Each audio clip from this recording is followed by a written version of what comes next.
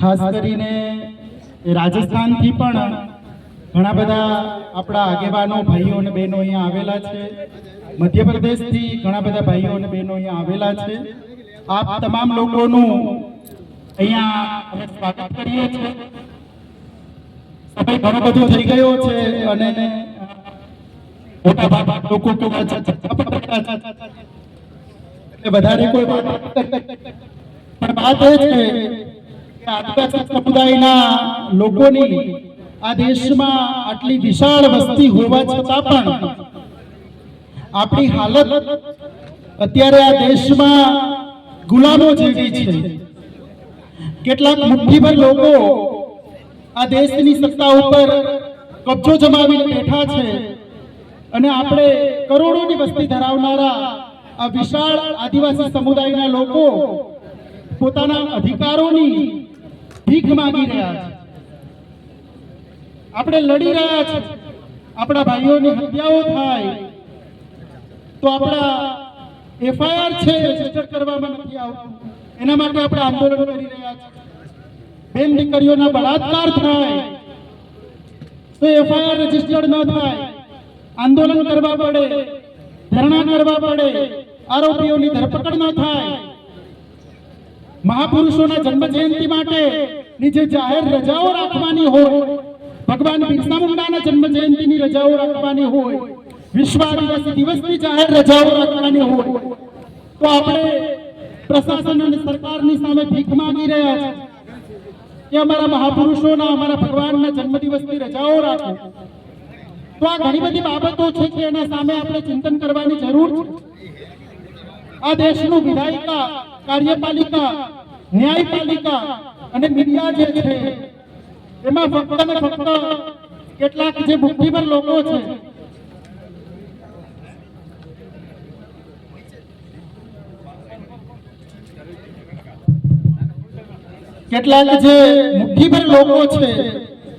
એ પોતે કબજો જમાવીને બેઠા છે. આપણે બધા લોકો ઘણા બધા ખુશ થયા કે ભારતના રાષ્ટ્રપતિ તરીકે એક આદિવાસી સમુદાયની દીકરીને પસંદ કરવામાં આવ્યા, એમને ચૂંટવામાં આવ્યા. આપણે બધા ખૂબ જ હેપી થયા. પણ ભારત દેશ જે છે, ભારતનું જે બંધારણ છે એની અંદર જે સત્તા જે છે એ પાર્લામેન્ટ પાસે છે. રાષ્ટ્રપતિ પાસે એટલી બધી વિશાળ સત્તાઓ નથી. ભારતના વડાપ્રધાન પાસે આટલી વિશાળ સત્તાઓ છે. તો આ દેશના ઇતિહાસમાં આઝાદીના 78 વર્ષ પછી પણ એક પણ વખત આ દેશના આદિવાસીને વડાપ્રધાન બનવાનો મોકો કેમ નથી આપવામાં આવ્યો? આ બાબતે આપણે ચિંતન કરવાની જરૂર છે. શું આપણે ફક્ત મત આપવા માટે પેદા થયા છે? આપણે ગુલામી કરવા માટે પેદા થયા છે? આપણે નારા લગાવવા માટે પેદા થયા છે? આપણે ભીખ માંગવા માટે પેદા થયા છે? નહીં. આપણો જન્મ રાજ કરવા માટે થયો છે. આપણા બાપ દાદાઓ આ દેશના રાજા હતા. આપણો જન્મ આ દેશ ઉપર રાજ કરવા માટે થયો છે અને આ રાજપાટ મેળવવા માટે આપણે લડવું પડે. રાજપાટ છે કોઈ એમને કોઈ ગિફ્ટમાં નથી આપતું, કોઈ ભેટમાં નથી આપતું. જો તમારે રાજપાટ મેળવવો હોય, આ દેશની સત્તા ઉપર કબજો મેળવવો હોય, તમારે તમારા બાપ દાદાઓનો વારસો ફરીથી મેળવવો હોય તો એના માટે લડવું પડશે, લડવું પડશે અને લડવું પડશે. દુશ્મનો છે એ ક્યારેય પણ આ દેશની સત્તા છે એ આપણા હાથમાં એમ જ સોંપવાના નથી. એના માટે કેટલા બધા લોકોએ બલિદાનો આપવા પડશે, ઘણો બધો સંઘર્ષ કરવો પડશે, ત્યાગ કરવો પડશે અને ત્યારે આપણે નહીં તો આપણી આવનારી પેઢીને આપણે ફરીથી આ દેશના રાજા બનાવવા માટે કંઈ પણ રીતે આપણે કાબિલ બની શકીશું. તો વાત એ છે કે આદિવાસી સમુદાયની ગુજરાતની અંદર ખાલી વાત કરીએ તો 1.25 કરોડની વસ્તી છે. 1.25 કરોડની વસ્તી એ કોઈ નાની વસ્તી નથી, ખૂબ જ મોટી વસ્તી છે. ગુજરાત વિધાનસભાની અંદર 27 ધારાસભ્યો છે. એક ધારાસભ્ય હોય ને તો પણ ઘણું બધું ઇનફ છે. પણ ગુજરાત વિધાનસભામાં 27 ધારાસભ્યો છે. આમ છતાં પણ આદિવાસી સમુદાયની પરિસ્થિતિ, આદિવાસી સમુદાયની સમસ્યાઓ યથાવત એમની એમ જ છે. રિઝર્વેશન સીટ ઉપર ચૂંટાયેલા ધારાસભ્યો અને સાંસદો દુશ્મનોની પાર્ટીઓમાં એમના આકાઓની ગુલામી કરવા સિવાય બીજું કશું કોઈ કામ કરતા નથી. ભગવાન બિરસા મુંડાના જન્મ જયંતિ માટે જાહેર રજા રાખવા માટે સામાજિક એકતા જાગૃતિ મિશન છેલ્લા 5-6 વર્ષથી સતત ગુજરાતના મુખ્યમંત્રીઓને લખી રહ્યું છે. ગુજરાત સરકાર પાસે માંગણી કરી રહ્યું છે કે ભગવાન બિરસા મુંડાના જન્મ જયંતિની જાહેર રજા રાખવામાં આવે. હમણાં આપણા સાંસદ રાજકુમારભાઈ મને પૂછતા હતા કે તમારે વિશ્વ આદિવાસી દિવસની રજા ગુજરાતમાં ક્યારે જાહેર થઈ? મેં એમને કીધું કે વિશ્વ આદિવાસી દિવસની જાહેર રજા રાખવા માટે સામાજિક એકતા જાગૃતિ મિશન છેલ્લા 5 થી 6 વર્ષથી ગુજરાતના મુખ્યમંત્રીને સતત પત્રો લખી રહ્યું છે, સતત માંગણીઓ કરી રહ્યું છે. આમ છતાં પણ ગુજરાત સરકાર છે એમણે આજ દિવસ સુધી વિશ્વ આદિવાસી દિવસની જાહેર રજા જાહેર નથી કરી. વિશ્વ આદિવાસી દિવસ કે જેમને સમગ્ર દુનિયા ઉજવે છે, યુનાઇટેડ નેશન્સ કે જે દુનિયાની સૌથી મોટી મહાપંચાયત છે એની અંદર આની ઉજવણી થાય છે. પણ જે ગુજરાતની અંદર આદિવાસી સમુદાયની 1.25 કરોડની વસ્તી છે એ ગુજરાતની અંદર વિશ્વ આદિવાસી દિવસની જાહેર રજા રાખવામાં આવતી નથી. અને આપણા 27 ધારાસભ્યો ચૂપ છે. એકાદા બે લોકો કઈ થોડું ઘણું બોલે છે, બાકીના બીજા લોકો તો બિલકુલ પાર્ટીના આકાઓની ગુલામીમાં એટલા બધા વ્યસ્ત છે કે એમને બીજું કશું કઈ દેખાતું નથી. આ 27 લોકો જો ભેગા થાય તો મુખ્યમંત્રી તો શું પણ મુખ્યમંત્રીના પપ્પાએ પણ ઝૂકવું પડે. પણ વાત એ છે કે આપણા ભાઈઓ જે છે એ પોતે સમાજ પ્રત્યે વફાદાર હોવાના બદલે, આપણા ધારાસભ્યો અને સાંસદો સમાજ પ્રત્યે વફાદાર હોવાના બદલે પાર્ટીના પ્રત્યે વફાદાર છે. આના સામે પણ આપણે સમજવાની જરૂર છે. ગુજરાતની અંદર આદિવાસી સમુદાયના બાળકોની પોસ્ટ મેટ્રિક સ્કોલરશિપ ગુજરાત સરકારે બંધ કરી દીધી છે. આપણે લાસ્ટ ટાઈમ ટંટિયામામાં ભીલના જન્મ જયંતિ વખતે પણ આ બાબતની ચર્ચા કરી. મરાંગ ગોમટે જયપાલસિંહ મુંડાના જન્મ જયંતિ વખતે પણ આપણે ચર્ચા કરી. એટલે વાત એ છે કે આદિવાસી સમુદાયના બાળકો જે છે એ ભણી ગણીને જો મોટા થાય, એ ધારાસભ્યો અને સાંસદો બને, એ કદાચ આઈએએસ અને આઈપીએસ બને, વકીલ અને જજ બને, તો દુશ્મનોને તકલીફ પડી રહ્યું છે. એટલે વિચારી રહ્યા છે કે આવા રાજકુમાર પેદા થવા જોઈએ નહીં. ભંવરલાલ છે કેવી રીતે લડી રહ્યા છે? ભણા છે તો લડી રહ્યા છે. જગદીશ તરાલ કેમ આંદોલન ચલાવી રહ્યા છે? કારણ કે એમના પાસે એજ્યુકેશન છે. તો આપણે એક કામ કરીએ કે આદિવાસી સમુદાયના બાળકો જે છે એમના એજ્યુકેશનને જ ખતમ કરવા માટેનું કામ કરી દઈએ. આદિવાસી સમુદાયના બાળકોની પોસ્ટ મેટ્રિક સ્કોલરશિપ બંધ છે. ગુજરાત વિધાનસભાનું સત્ર ચાલુ છે. ગુજરાતના ફક્ત 1 કે 2 ધારાસભ્ય આ બાબતે બોલા, બાકીના 25 ધારાસભ્યો બિલકુલ આ બાબતે એક શબ્દ બોલા નથી. તો આપણી પણ કોઈ નૈતિક ફરજ ખરી કે કેમ? તો આપણે ધારાસભ્યોને પૂછવું પડે કે ભાઈ, તમને શું વિધાનસભામાં પાર્ટીની ગુલામી કરવા માટે ચૂંટીને મોકલાવડાવ્યા છે? તમારા આકાઓના સામે હાજી કરવા માટે મોકલાવડાવ્યા છે કે સમાજનું પ્રતિનિધિત્વ કરવા માટે મોકલાવડાવ્યા છે? આપણે એને પૂછવું પડે. આપણે એને પૂછવાનું છે કે તમે ધારાસભ્ય, સાંસદ અને મંત્રી બન્યા છો તો આદિવાસી સમુદાયના સર્ટિફિકેટ ઉપર તમે ધારાસભ્ય, સાંસદ અને મંત્રી બન્યા છો. તમારા આકાઓ જે છે એમની મહેરબાનીથી નહીં, બાબા સાહેબ આંબેડકર અને જયપાલસિંહ મુંડાની બદૌલતથી તમે ધારાસભ્ય, સાંસદ અને મંત્રી બન્યા છો.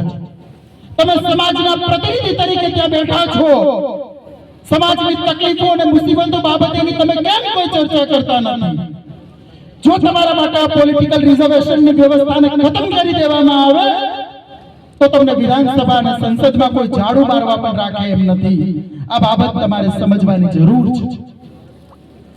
આદિવાસી સમુદાયના પોસ્ટ મેટ્રિક સ્કોલરશિપ માટે આપણે બધા લોકોએ લડવું પડશે. આ પોસ્ટ મેટ્રિક સ્કોલરશિપમાં કેન્દ્ર સરકારનો પણ ફાળો છે અને રાજ્ય સરકારનો પણ ફાળો છે. કોઈ જ પ્રકારે સર્વે કર્યા વગર, આદિવાસી સમુદાયના લોકોની રાય લીધા વગર, કોઈ પણ પ્રકારનું કમિશન લગાવ્યા વગર સીધે સીધો એક પરિપત્ર કરીને આદિવાસી સમુદાયના બાળકોની પોસ્ટ મેટ્રિક સ્કોલરશિપ બંધ કરી દીધું. શું આ તમારા બાપની ધોરાજી ચાલી રહ્યું છે? તમારા બાપની પેઢી છે કે ગમે ત્યારે ગમે તેવા પરિપત્રો પસાર કરી દેશો? આના સામે અમે લડીશું અને આ પોસ્ટ મેટ્રિક સ્કોલરશિપ ચાલુ કરાવીને રહીશું. તેના માટે આપણે બધા લોકોએ રણનીતિ સાથે લડવું પડશે. આ જે રીતે પોસ્ટ મેટ્રિક સ્કોલરશિપનો પરિપત્ર પસાર થયો, સેમ આવો જ પરિપત્ર 1/8/2018 ના દિવસે ગુજરાત સરકારના સામાન્ય વહીવટ વિભાગે પસાર કરેલો. સાથીઓ, તમને ખબર હશે કે SC/ST OBC સમુદાયની દીકરીઓને સરકારી નોકરીઓથી વંચિત રાખવા માટે ગુજરાતની આ નાલાયક સરકારે 1/8/2018 ના દિવસે એક પરિપત્ર પસાર કરી અને એ રીતે જાહેર કરી દીધું કે SC/ST OBC સમુદાયની દીકરીઓ એ કદાચ કોઈ પણ ભરતી પ્રક્રિયાની અંદર કદાચ પ્રથમ ક્રમાંકે પણ આવશે અને જો કેટેગરીની અંદર એમની જગ્યા નહીં હોય તો એમને નોકરીની અંદર સ્થાન મળશે નહીં. આ પરિપત્રની સામે સામાજિક એકતા જાગૃતિ મિશન લડ્યું. SC/ST OBC સમુદાયના ઈમાનદાર અને નિષ્ઠાવાન આગેવાનો લડ્યા. જ્યારે આપણે આ આંદોલનની શરૂઆત કરી ત્યારે ખૂબ ઓછા હતા સંખ્યાની અંદર. ગાંધીનગરના સત્યાગ્રહ છાવણી ખાતે આપણે બધા લોકો ધરણા ઉપર બેઠા અને SC/ST OBC સમાજના ધારાસભ્યો અને સાંસદોને પણ મજબૂરી વશે ધરણા સ્થળ ઉપર આવવાની ફરજ પડી. ગુજરાત હાઈકોર્ટની અંદર SC/ST OBC સમાજની દીકરીઓ પાસેથી એક પૈસો લીધા વિનામૂલ્યે એમની પિટિશન દાખલ કરી અને ગુજરાત હાઈકોર્ટે આ પરિપત્રને રદ કર્યો. અને આ પરિપત્ર રદ થવાથી શું થયું? SC/ST OBC સમુદાયની 2000 દીકરીઓ પોલીસ વિભાગની અંદર નોકરીએ લાગી. 9 SC/ST OBC સમુદાયના દીકરા દીકરીઓ જે છે એ પોલીસ ઇન્સ્પેક્ટર બન્યા. એક દીકરી છે એ DSP બની. તો કેટલા બધા લોકોને ફાયદો થયો. પણ એના માટે આપણે બધા લોકોએ લડવું પડે તો કઈ ફાયદો મળે. આ પાલ દડવાવની અંદર 7 માર્ચ 1922 ની અંદર કેટલાક લોકો લડાતા તો ત્યારે એને બાકીના લોકોને થોડા ઘણા અધિકાર મળ્યા છે. હક અને અધિકાર જે છે એ કોઈ એમને માંગવાથી નથી મળી જતા, એને છીનવી લેવા પડે. સ્વાર્થી લોકો ક્યારેય પણ વિનયપૂર્વકની વાત માનતા નથી. જે રીતે અહીંયા ભવરલાલ પરમાર, કાંતિજી રોત, રાજકુમાર રોત અને એમની ટીમના લોકોએ જે દાખલો બેસાડ્યો છે રાજસ્થાનની અંદર, એના ઉપરથી આપણે ગુજરાતના લોકોએ સમજવાની અને શીખવાની જરૂર છે. તમે વિચાર કરો કે ગુજરાતની અંદર આપણા આદિવાસી સમુદાયના ઘણા બધા દિગ્ગજ નેતાઓ વિવિધ પોલિટિકલ પાર્ટીઓના ત્યાં વિધાનસભા અને લોકસભાની તો છોડો, તાલુકા પંચાયત અને જિલ્લા પંચાયતની ટિકિટો માટે લાઈનમાં ઉભા રહે છે. અને આ બધા જ નાની ઉંમરના છોકરાઓએ દુશ્મનોની પાર્ટીઓ પાસે ટિકિટ માંગવાનું બંધ કરી પોતાની પાર્ટી બનાવી અને પોતાના ઉમેદવારોને વિધાનસભા અને લોકસભાની અંદર મોકલાવ્યા. તો આમાંથી આપણે શીખવાની જરૂર છે. દુશ્મનો ક્યારેય પણ છે એ આપણા અધિકારો માટેનું કોઈ કામ નહીં કરે. એના માટે આપણે જાતે લડવું પડશે. हम गुजरात के जो लोग हैं, राजकुमार जी, हम लोग भी यहाँ हमारी ईमानदारी से मेहनत करते हैं, लेकिन कुछ खामियां हैं. हमारे पास इतने संसाधन नहीं है, पैसों की कमी है. हमारे समाज के कुछ जो दलाल टाइप के जो लोग हैं, जो पॉलिटिकल पार्टियों में जो गुलामी करते हैं, भंवरलाल जी, वो हमें बहुत सारी तकलीफें देते हैं. हमारे मिशन को रोकने की नाकाम कोशिश करते हैं. लेकिन हम भी यहाँ हमें हमारी पूरी ईमानदारी से वंचित समुदाय के अधिकारों के लिए काम करते हैं. सामाजिक एकता जागृति मिशन जो है वो पूरे देश में दबे कुचले लोगों का एक संगठन है. और ये संगठन की हमारी डिमांड यह है कि मरांग गोमटे जयपाल सिंह मुंडा जो है, जिन्होंने इस देश को दुनिया में बहुत बड़ा सम्मान दिलाया है।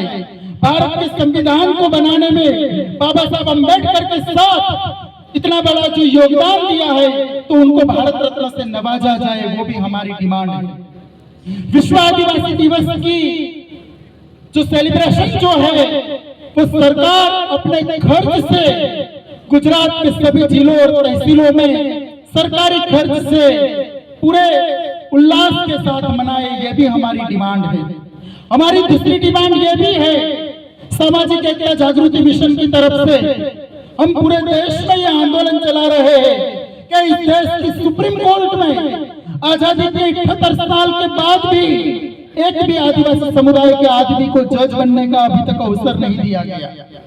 क्यों भाई, कोई आदिवासी समुदाय का आदमी जज बनने के लिए लायक नहीं है क्या? आदिवासी समुदाय को आज तक सुप्रीम कोर्ट में जज बनने का अवसर आपने क्यों नहीं दिया?